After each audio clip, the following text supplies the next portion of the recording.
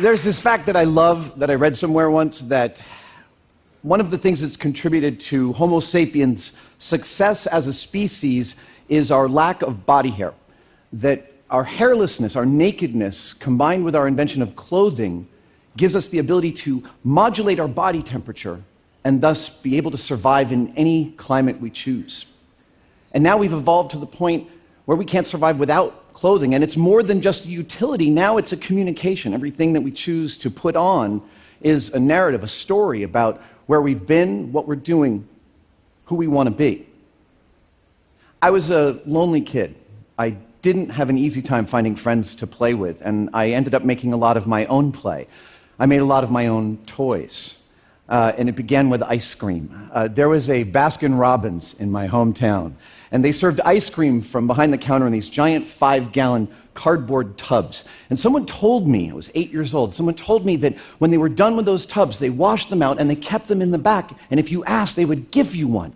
It took me a couple of weeks to work up the courage, but I did, and they did. They gave me one. I went home with this beautiful cardboard tub.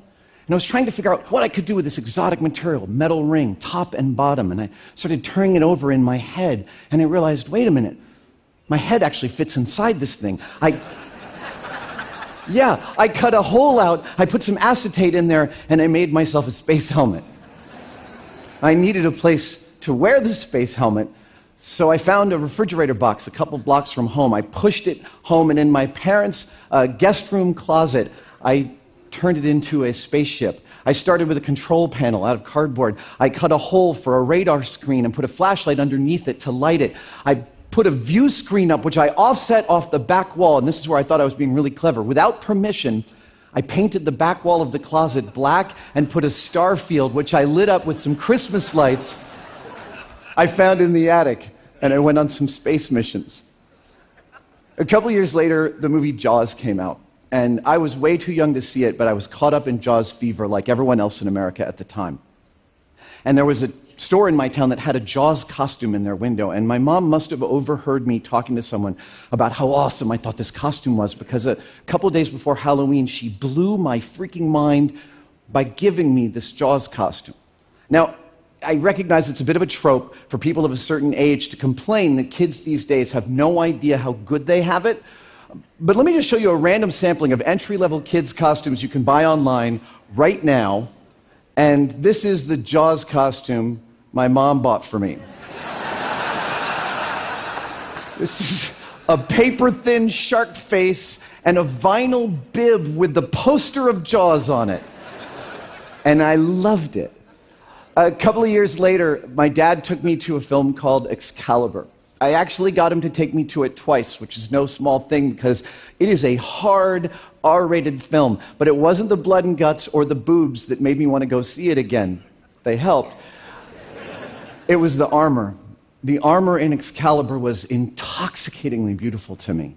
These were literally knights in shining, mirror-polished armor. And moreover, the knights in Excalibur wear their armor everywhere.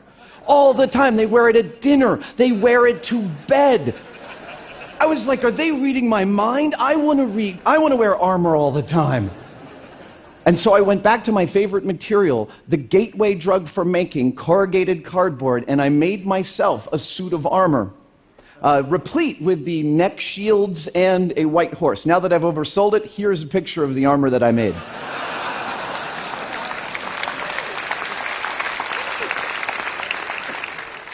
Now, this is only the first suit of armor I made inspired by Excalibur. A couple of years later, I convinced my dad to embark on making me a proper suit of armor. Over about a month, he graduated me from cardboard to roofing aluminum called flashing, and still one of my all-time favorite attachment materials, pop rivets. We carefully, over that month, constructed an articulated suit of aluminum armor with compound curves. We drilled holes in the helmet so that I could breathe. And I finished just in time for Halloween and wore it to school. Now, this is the one thing in this talk that I don't have a slide to show you because no photo exists of this armor. I did wear it to school. There was a yearbook photographer patrolling the halls, but he never found me for reasons that are about to become clear. There were things I didn't anticipate about wearing a complete suit of aluminum armor to school. In third period math, I was standing in the back of class, and I'm standing in the back of class because the armor did not allow me to sit down. This is the first thing I didn't anticipate. And then my teacher looks at me sort of concerned about halfway through the class and says, "Are you feeling okay?" And I'm thinking, are you kidding? Am I feeling okay? I'm wearing a suit of armor. I am having the time of my... And I'm just about to tell her how great I feel when the classroom starts to list to the left and disappear down this long tunnel. And then I woke up in the nurse's office. I had passed out from heat exhaustion wearing the armor. And when I woke up, I wasn't embarrassed about having passed out in front of my class. I was wondering, who took my armor? Where's my armor? Okay, fast forward a whole bunch of years, some colleagues of mine and I get hired to make a show for Discovery Channel called Mythbusters. And over 14 years, I learn on the job how to build experimental methodologies and how to tell stories about them for television. I also learned early on that costuming can play a key role in this storytelling. I use costumes to add humor, comedy, color, and narrative clarity to the stories that we're telling. And then we do an episode called Dumpster Diving, and I learn a little bit more about the deeper implications of what costuming means to me. The episode Dumpster Diving, the question we were trying to answer is jumping into a dumpster as safe as the movies would lead you to believe? So the episode was going to have two distinct parts to it. One was where we get trained to jump off buildings by a stuntman into an airbag, and the second was the graduation to the experiment. We'd fill a dumpster full of material and we'd jump into it. I wanted to visually separate these two elements, and I thought, well, for the first part, we're training, so we should wear sweatsuits. Oh, let's put stunt trainee on the back of the sweatsuits. That's for the training. But for the second part, I wanted something really visually striking. I know, I'll dress as Neo from The Matrix. So I went to Haight Street. I bought some beautiful knee-high buckle boots. I found a long flowing coat on eBay. I got sunglasses, which I had to wear contact lenses in order to wear. And the day of the experiment shoot comes up, and I step out of my car in this costume, and my crew takes a look at me and starts suppressing their church giggles. They're like... And I feel two distinct things at this moment. I feel total embarrassment over the fact that it's so nakedly clear to my crew that I'm completely into wearing this costume. But the producer in my mind reminds myself that in the high-speed shot in slow-mo, that flowing coat is going to look beautiful behind me. 5 years into Mythbusters run, we got invited to appear at San Diego Comic-Con. I'd known about Comic-Con for years and never had time to go. This was the big leagues. This was costuming mecca. People fly in from all over the world to show their amazing creations on the floor in San Diego, and I wanted to participate. I decided that I would put together an elaborate costume that covered me completely, and I would walk the floor of San Diego Comic-Con anonymously. The costume I chose, Hellboy. That's not my costume, that's actually Hellboy.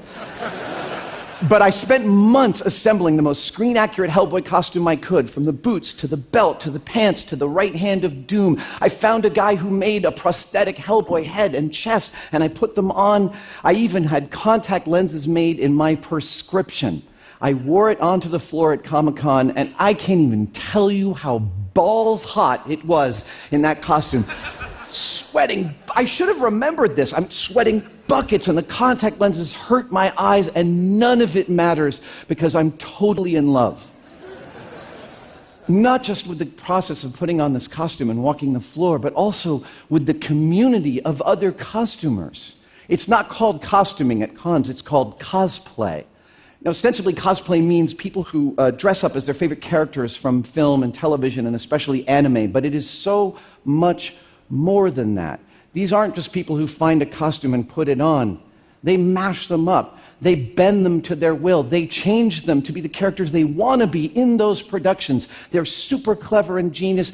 They let their freak flag fly, and it's beautiful. But more than that, they rehearse their costumes. At Comic-Con or any other con, you don't just take pictures of people walking around. You actually go up and say, "Hey, I like your costume. Can I take your picture?" And then you give them time to get into their pose. They've worked hard on their pose to make their costume look great for your camera. And it's so beautiful to watch. And I take this to heart. And at subsequent cons, I learn Heath Ledger's shambling walk as the Joker from The Dark Knight. I learn how to be a scary ringwraith from Lord of the Rings, and I actually frightened some children. I learn that that head laugh that Chewbacca does. And then I dressed up as No-Face from Spirited Away. If you don't know about Spirited Away and its director Hayao Miyazaki, first of all, you're welcome. This is a masterpiece and one of my all-time favorite films. It's about a young girl named Chihiro who gets lost in the spirit world in an abandoned Japanese theme park. And she finds her way back out again with the help of a couple of friends she makes, a captured dragon named Haku and a lonely demon named No-Face. No-Face is lonely and he wants to make friends, and he thinks that the way to do it is by luring them to him and producing gold in his hand. But this doesn't go very well, and so he ends up going on a kind of a rampage until Chihiro saves him, rescues him. So I put together a No-Face costume, and I wore it on the floor at Comic-Con. And I very carefully practiced No-Face's gestures. I resolved I would not speak in this costume at all. When people asked to take my picture, I would nod, and I would shyly stand next to them, and they would take the picture. And then I would secret out from behind my robe a chocolate gold coin. And at the end of the photo process, I'd make it appear for them. Like that. And people were freaking out. Holy crap, gold from No-Face. Oh my God, this is so cool. And I'm feeling it. I'm walking the floor. It's fantastic. And about 15 minutes in, something happens.